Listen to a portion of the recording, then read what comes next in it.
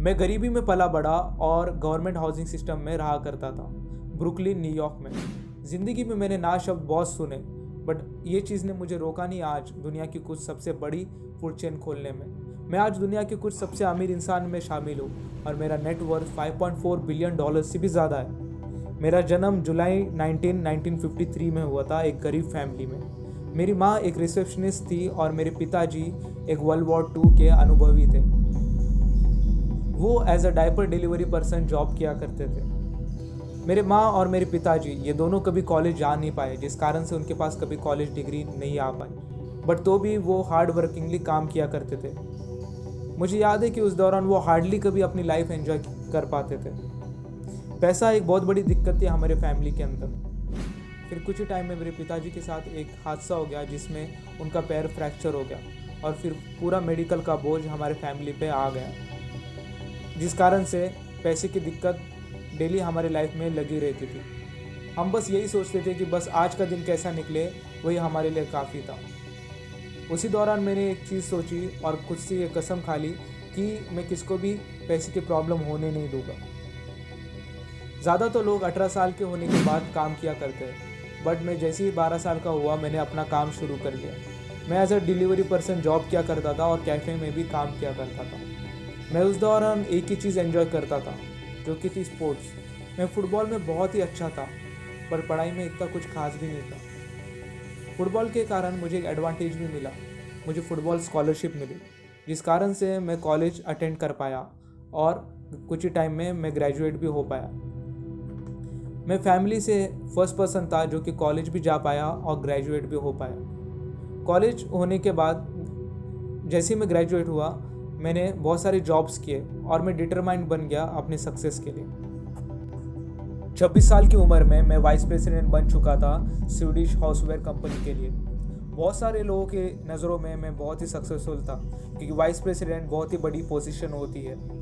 But अंदर ही अंदर मैं हैप्पी नहीं था, मैं खुश नहीं था।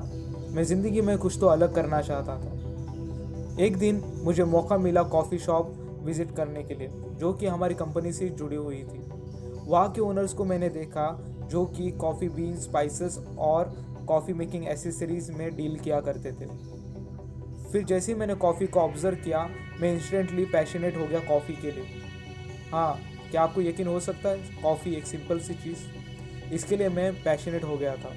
मैं 1 साल कंटिन्यूसली वो कॉफ़ी शॉप विज़िट किया करता था और रिक्वेस्ट किया करता था उन ओनर से कि मुझे वो अपने टीम में ले ले, और फिर उन्होंने मुझे उनके टीम में ले लिया और कुछ ही टाइम में मैं मार्केटिंग डिपार्टमेंट का डायरेक्टर बन गया था। फिर 1 साल के अंदर ही अंदर मैं एक बिज़नेस ट्रिप पे गया मिलान में।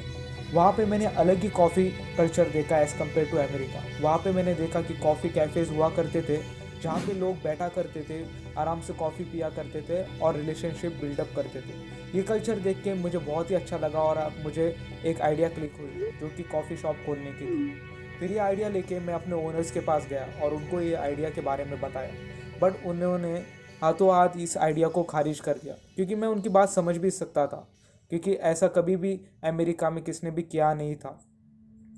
पर मैंने डिसाइड किया कि मैं ये अपने आप करूँगा और अपनी कॉफ़ी शॉप खोलूँगा, जिसके लिए मुझे $1.6 मिलियन की लागत आने वाली थी।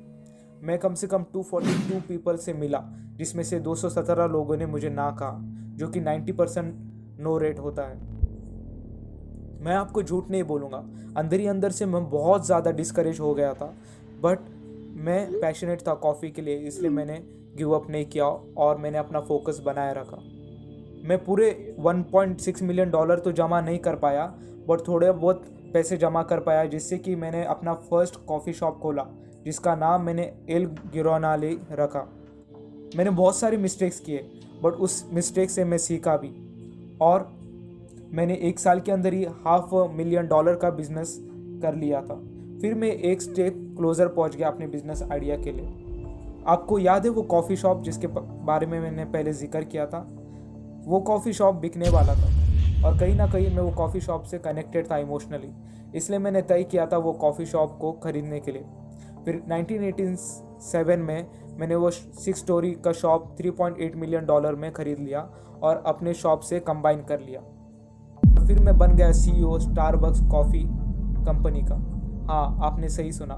स्टारबक्स ही वो पहली कॉफ़ी कंपनी थी जिसमें मैंने काम किया और आज उसको मैंने ख़रीद लिया। यही मेरे लिए सबसे बड़ी सक्सेस और अचीवमेंट है। मेरा नाम है हॉवर्ड स्कल्ट्स और मैं हूँ फाउंडर स्टारबक्स कंपनी का। ये है मेरी रैग्स टू रिचेस की कहानी, जहाँ पे मैंने स्टारबक्स को कंपनी में बिल्डअप किया। आज स्टारबक्स दुनिया की कुछ सबसे पॉपुलर ब्रांड में